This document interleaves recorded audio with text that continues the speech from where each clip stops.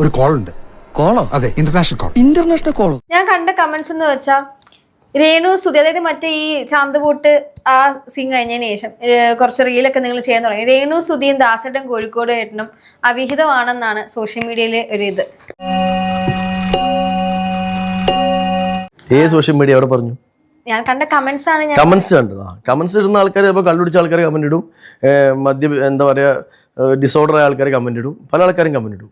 ആ കമന്റുകൾ ഏറ്റുപിടിച്ച് സത്യമാണോ തെറ്റാണെന്ന് പറയാൻ പറ്റുമോ? അതല്ല ഉദ്ദേശം.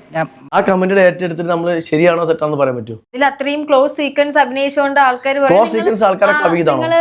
ക്ലോസ് സീക്വൻസ് അഭിനയിച്ച ആൾക്കാരൊക്കെ അവിഹിതമാണോ? അങ്ങനെയല്ല. ഞാനും മോളും കൂടി ഒരുമിച്ച് റീൽസ് ചെയ്യാൻ പോകുന്നു. നമ്മൾ ക്ലോസ് ആയി റീൽസ് ചെയ്തു, നമ്മൾ അവിഹിതമാണോ? ആണോ? ദൈവമേ, മൂർഖനെയാണല്ലോ ചവിട്ടിയത്. നമ്മളൊരു കമന്റ് കണ്ടു കഴിഞ്ഞാൽ രേണുവിനെ വിളിച്ചു ചോദിക്കുക, എന്നെ വിളിച്ചു ചോദിക്കുക, നിങ്ങൾ തമ്മിൽ എന്തെങ്കിലും ബന്ധമുണ്ടോ?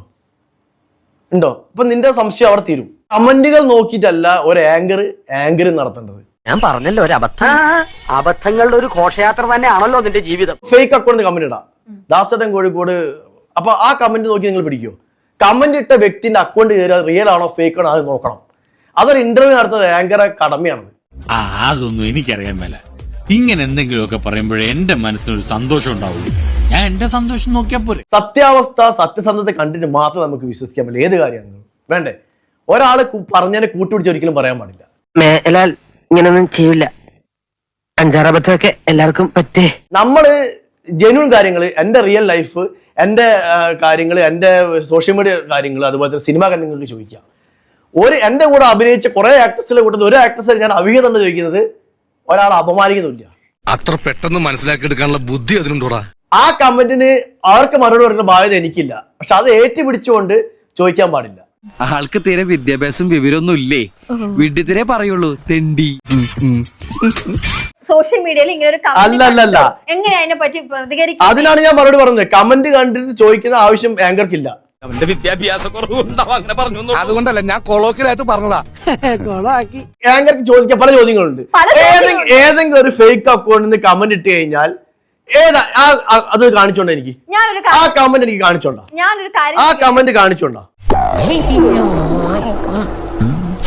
എന്താ ഉറക്കം വരുന്നു ചേട്ടാ, ഞാൻ പറഞ്ഞല്ലോ ആ കമന്റ് എനിക്ക് കാണിക്കണം. അത് നിങ്ങൾ ആങ്കർ നടത്തുന്ന സമയത്ത് ആ കമന്റ് സ്ക്രീൻഷോട്ട് എനിക്ക് കാണിച്ചു തരണം. ഒത്തിരി പ്രാവശ്യം കണ്ടിട്ടുള്ളത് കമന്റ് സ്ക്രീൻഷോട്ട് എടുത്ത് എനിക്ക് കാണിച്ചു തരണം. എന്നെ വിളിച്ചു വരുത്തി എന്നെ വിളിച്ചത് നമ്മൾ ഇന്റർവ്യൂ ചെയ്യുകയാണെങ്കിൽ ഈ കമന്റ് ഇങ്ങനെ കണ്ടു ദാസേട്ടൻ കോഴിക്കോട്, ഇതിന്റെ സത്യാവസ്ഥ എന്താ? എത്ര കമന്റ്സ് എടുക്കണം? ഒന്നെടുത്താ മതി. ഏതെങ്കിലും എടുത്തില്ലല്ലോ. ചേട്ടന് ഉറപ്പുണ്ട് ഇങ്ങനത്തെ കമന്റ്സ് വന്നിട്ടുള്ള കാര്യം? ഞാൻ കണ്ടിട്ടില്ല. പല തെറികൾ എനിക്ക്, പക്ഷെ ഇങ്ങനത്തെ കമന്റ് ഞാൻ കണ്ടിട്ടില്ല. ആ കമന്റ് എനിക്ക് കാണിച്ചു തരും, ഞാൻ സത്യാവസ്ഥ വെളിപ്പെടുത്താം.